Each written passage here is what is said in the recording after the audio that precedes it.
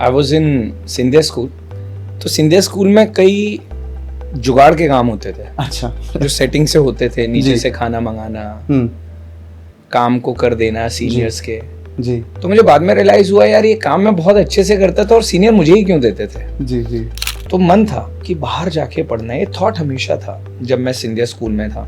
तो वो मौका मेरे फादर ने दिया।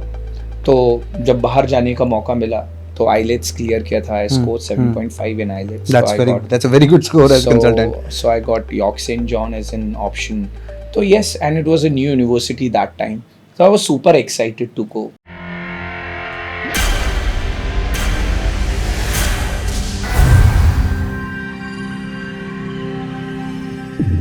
नमस्कार Gwalior, welcome to another episode of the cool guru, जिसमें है old school wisdom and new school vibes, यानी कि पुरानी समझदारी, ज्ञान और नए ज़माने में नए तरीके से। आज हमारे साथ जो हैं वो कूल हैं दो तरीक़ों से। उनका रहने का तरीका कूल है, उनके काम करने का तरीका कूल है। इनफैक्ट वो इतने कूल हैं कि not just the city of Gwalior, पूरे इंडिया का यूथ भी उन्हें फॉलो करता है, जो कि आज की डेट में इंडियन यूथ कांग्रेस के नेशनल सेक्रेटरी भी हैं और साथ ही साथ ये एक मोटिवेशनल स्पीकर भी हैं और ये मॉडलिंग की दुनिया में भी अपना नाम कर चुके हैं, जो कि हैं none other than Mr Mitendra Darshan Singh. Mr Singh, कैसे हैं आप? I am good, thank you. So good to have you here, Mr. Singh. I mean, somebody who is young, passionate and dedicated towards a certain profession wherein कि एक important चीज़ कि आपने अपनी education भी या अपनी एजुकेशन का एक हिस्सा भी इंडिया के बाहर पूरा किया है। आई एम श्योर उसने भी काफ़ी कुछ बदलाव आपके अंदर लाए होंगे। तो इन सब चीज़ों को साथ में लेकर आप इस प्रोफेशन में हैं जिसमें you have to serve people और आपको बेस तक भी जाना होता होगा कई बार और हाईएस्ट तक भी जाना होता होगा। इन सब के लिए सबसे पहले तो बहुत बहुत शुभकामनाएं और इसी के साथ हम कुछ सवालों के साथ आपके साथ आज इस पॉडकास्ट में रहेंगे। तो मैं सबसे पहले बस ये पूछना चाहता हूँ कि ये जो लीडरशिप है ये क्वालिटी आपकी बचपन से ही थी या कुछ स्कूल परफॉर्मेंसेस में भी आप ये परफॉर्म करते थे, या मतलब ये क्या है या बाद में आया है ये leadership? Well, being honest with you, I was in Scindia school. तो सिंधिया स्कूल में कई जुगाड़ के काम होते थे। अच्छा। जो सेटिंग से होते थे, नीचे से खाना मंगाना, काम को कर देना सीनियर्स के जी। तो मुझे बाद में रियलाइज हुआ यार ये काम मैं बहुत अच्छे से करता था और सीनियर मुझे ही क्यों देते थे। जी जी। तो राजनीति में और लीडरशिप में भी एक क्वालिटी बहुत इंपॉर्टेंट है, काम को करवाना आना चाहिए और काम करना आना चाहिए। नो मैटर वो नीचे से, उस समय स्कूल टाइम में फोर्ट के नीचे से खाना मंगाने का ऑर्डर होता था और फिर कूदते हुए बाउंड्री के बाद वो खाना लेके आना होता था। I am talking about 2004। Oh, that is long back, बहुत पुरानी बात है। तो जब नीचे से खाना, तो ये छोटी छोटी जब हम पीछे फ्लैशबैक करते हैं तब समझ में आता है हाँ यार ये सारे काम मुझसे ही क्यों होते थे, मुझे ही क्यों देते थे कि पीछे से उतर जा, ऊपर से पाइप पकड़ के नीचे उतर जाते थे। तो यस, ये छोटी सी मेमोरीज हैं। तो लगता है कि जब हम उस एज में होते हैं तो काम को डिलीवर करना, इवन ये तो हो गया एक शरारती जी, जब स्टडीज की भी कोई बात होती थी, कोई सॉल्यूशन की भी बात होती थी। I was a average student but I knew कि मुझे मेरा काम कैसे करना है और कैसे करवाना है। जी जी। तो ये मतलब क्या आपको ये डेस्टिन्ड लगता है या ये आप समय के साथ समझे कि यार ये सब क्वालिटीज अगर मेरे अंदर हैं then why not politics or why politics? It's an accidental. First thing, it is destined. Second thing, I never had a plan. I had a thought कि पापा एमएलए का इलेक्शन लड़ेंगे फ्यूचर में, मैं उनका पीछे से मैनेजमेंट देख लूंगा because I know I am very good in managing things. ये सारे थॉट हुआ करते थे, कभी ये नहीं था कि खुद से इस प्लेटफॉर्म पे आना है। अगर ये होता तब मैं जब दिल्ली यूनिवर्सिटी में था तब भी डूसू के इलेक्शन लड़ सकता था, मैं नहीं लड़ा। पर ये थॉट था कि I can manage things behind the back very precisely and nicely. तो आना एक्सीडेंटल रहा because my father passed away और मैं हर प्लेटफॉर्म पे ये कहता हूँ कि आज मैं राजनीति कर रहा हूँ और जो नाम मितेंद्र दर्शन सिंह है वो सिर्फ मेरे पूज्य पिताजी की वजह से है, क्योंकि मैं उनके काम, उनकी सोच, उनके विचार और जो उनका भाव होता है, उनकी जो भावनाएं थी, उन चीज़ों को आगे बढ़ाने का कार्य एक पुत्र के नाते जो होना चाहिए जो एक बेटे की सोच होनी चाहिए कि पिता का अधूरा कार्य उसे पूर्ण करना चाहिए, अगर वो सक्षम है तो मैं उसी कार्य को आगे बढ़ाने का निरंतर प्रयास कर रहा हूँ। ये एक बहुत ही सम्माननीय बात है कि अपने बड़ों को और अपने पुराने जो आपके सीनियर्स हैं या आपके जो पिताजी हैं या इस तरीके के लोग हैं उनके सम्मान को रखते हुए आप लाइफ में आगे बढ़ रहे हैं।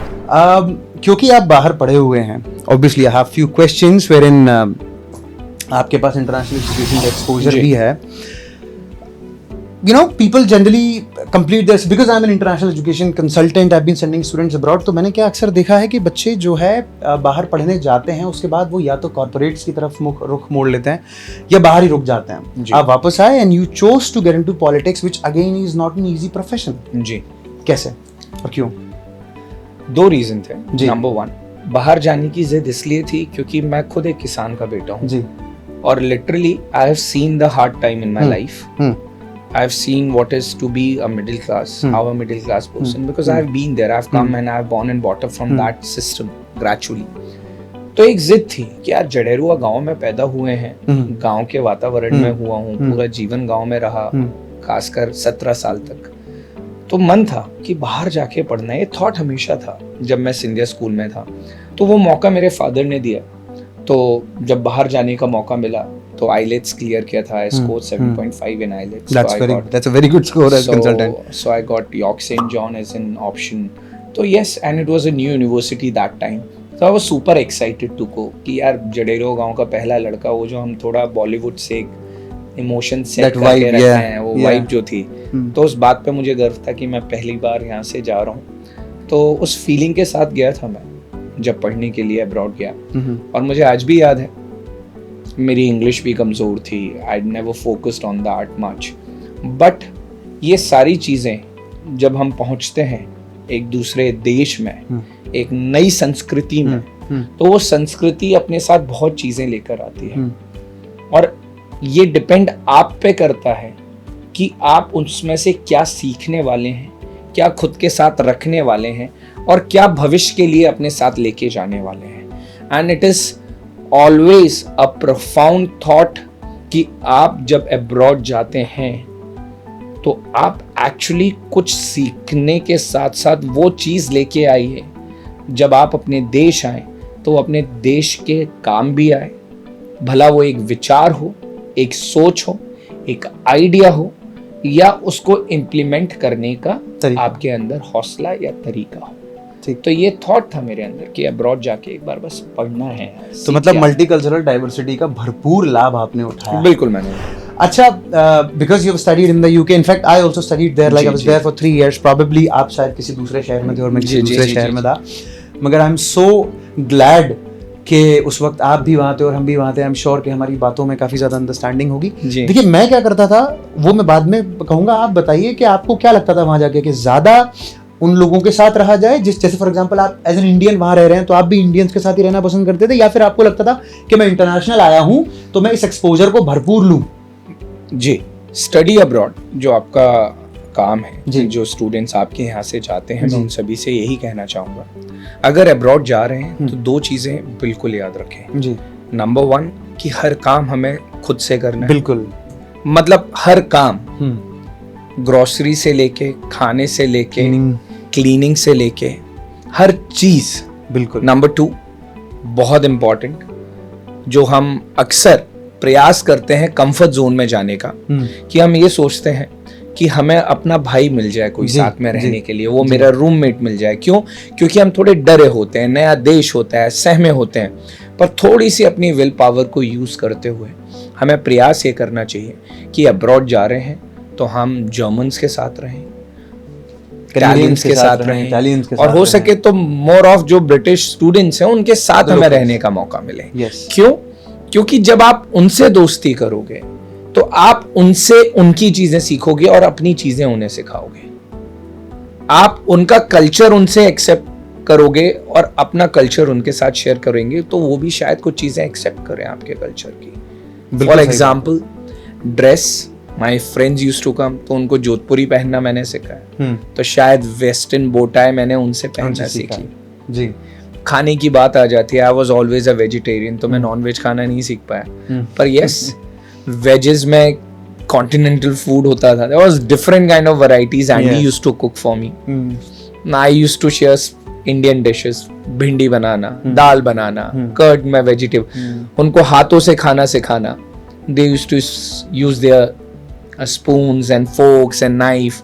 तो वो लोग भी हाथों से खाने लगे थे कई बार. तो Andy, Claire, they used to eat breads. तो ये चीजें हैं, आप सिखाओ और सीखो और कोशिश करो. अब्रॉड जा रहे हो ना, तो मैंने क्या बोला, जिस चीज के लिए जा रहे हो ना, जो चीज के लिए जा रहे हो उस चीज को अडॉप्ट करो वहां. और तीसरी इंपॉर्टेंट बात, जॉब करना ही करना है. नो मैटर आपके फादर कितने भी बड़े हों, रिच हों, बिल्कुल वेल्दी हों, नहीं भी हो, अगर आपने यूके में रह के जॉब नहीं की तो एक्चुअली आपने कुछ नहीं सीखा. यू हैव टेकन 50%, आपने सिर्फ 50% एक्सपीरियंस को गेन किया. I worked in a restaurant, I worked in a curry shop. So yes, I had my experience in job. उससे आपको नहीं लगता कि उससे हमारे जो हम पेशेंस जो लेवल होता है, सुनने की और समझने की क्षमता है, वो आपको नहीं लगता कि उससे काफी बढ़ जाती है? वो तो है, पर साथ में एक इनर चीज बढ़ती है. वो है आपका self esteem. I totally agree with that. आपकी खुद की सेल्फ वर्थ. जी. क्या होता है, हमने खुद से किया. जब खुद दूसरों की प्लेट उठा के रखोगे, कपड़ा मारोगे, बाथरूम साफ करोगे, तब महसूस होता है कि कैसा फील होता है. It's the matter of feelings. Ultimately it's all about humans only, no matter where you are, what no matter you are. या और इमोशन मैनेजमेंट भी एक आर्ट है. You learn this from it, and I tell it to lot many of my students, and I'm so thankful to you that you are mentioning this. Please give a little more about it. See, emotion management ही है जो actually आपको आपके लक्ष्य तक पहुंचाने में सबसे बड़ा, मैं कहूँ, एक तरीका, और अगर सही शब्दों में कहूँ, वही एक जायज अल्फाज है कि वही एक जायज तरीका है कि आप उस मंजिल तक पहुंच जाओगे. सही. इमोशन मैनेजमेंट की बात मैंने क्यों कही, क्योंकि इमोशन मैनेजमेंट में क्या होता है कि अक्सर हम कहीं बीट खाते हैं तो खुद के अंदर खाते हैं. और जब तक खुद को नहीं जीतोगे तब तक बाहर दुनिया को नहीं जीत पाओगे. सही बात. और जब तक खुद के अंदर ही नहीं आएगा कि मैं कर सकता हूं, तब तक बाहर वो कर भी नहीं पाओगे कि मैं कर सकता हूं. और इमोशन उस समय रिलेशंस के होते हैं, इमोशन फैमिली के होते हैं, अब्रॉड में इमोशन खुद के करियर के भी होते हैं, खुद की लाइफ को लेके भी होते हैं कि what will be my next goal. Abroad जा रहे हो तो अब्रॉड जाके पहले खुद को फिक्स करना सीखो. लाइफ तो बाद में मिलेगी. लर्न कि किन स्किल्स को डेवलप करने जा रहा हूँ. लर्न वहां रह के क्या ऐसी चीज सीखूंगा उस कल्चर से जो मैं खुद की लाइफ में इंप्लीमेंट कर सकूं, कौन से नए प्रिंसिपल्स अपनी लाइफ में फॉलो करूंगा.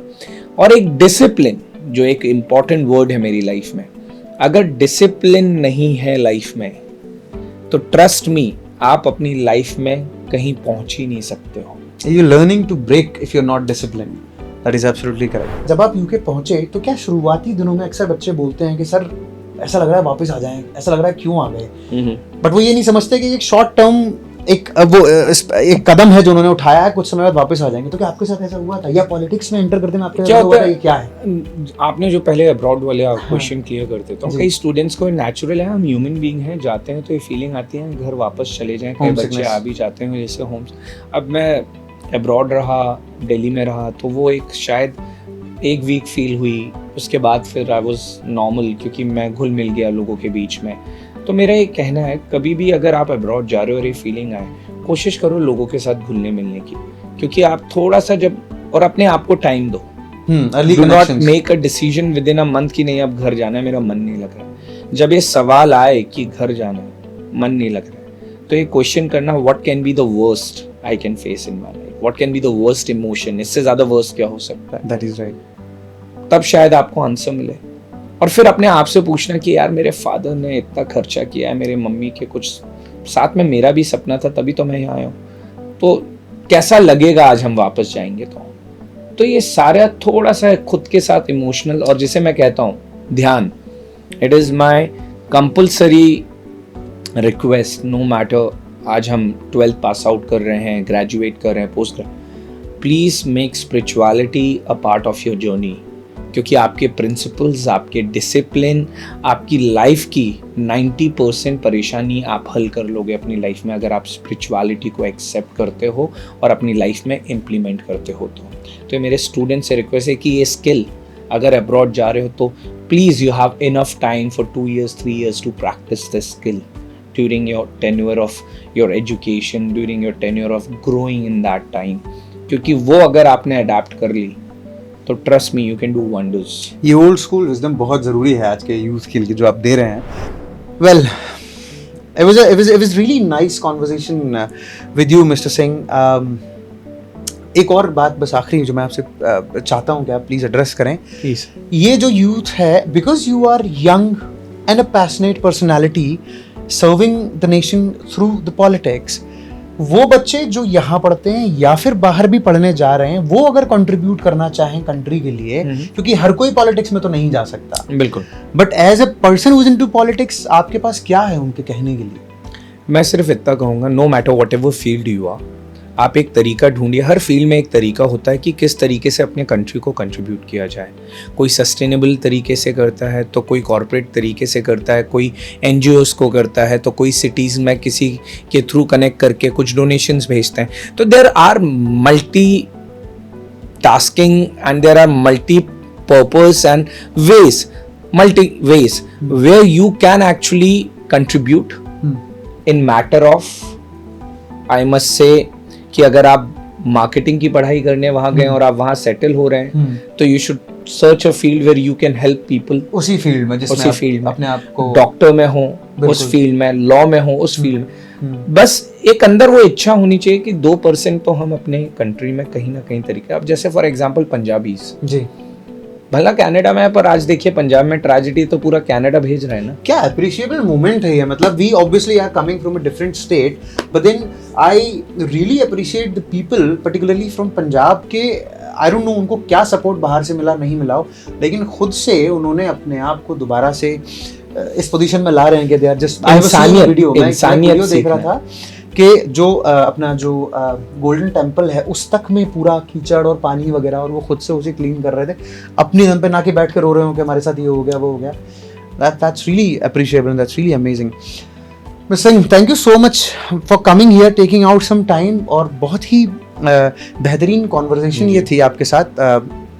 जैसा कि हम देखते हैं कि ओल्ड स्कूल वाइब्स हमको देखने को मिली। उन्होंने सबसे इंपॉर्टेंट चीज़ जो बताई, ध्यान, जो अक्सर ध्यान नहीं दिया जाता कि ध्यान पे कौन ध्यान दे, मगर ध्यान पे ध्यान ज़रूर देना चाहिए। आज ये जिस प्रोफेशन में है उसमें इतना प्रेशर भी होता होगा, इतना कंपटीशन भी होता होगा, बिट्रेयल को भी फेस करना पड़ता होगा, हर चीज़ को फेस करते हुए भी ध्यान और कसरत यानी कि एक्सरसाइज, ये 2 चीज़ें पर्टिकुलरली इस यूथ के लिए बहुत इंपॉर्टेंट है। Once again thank you so much mister. Thank you very much.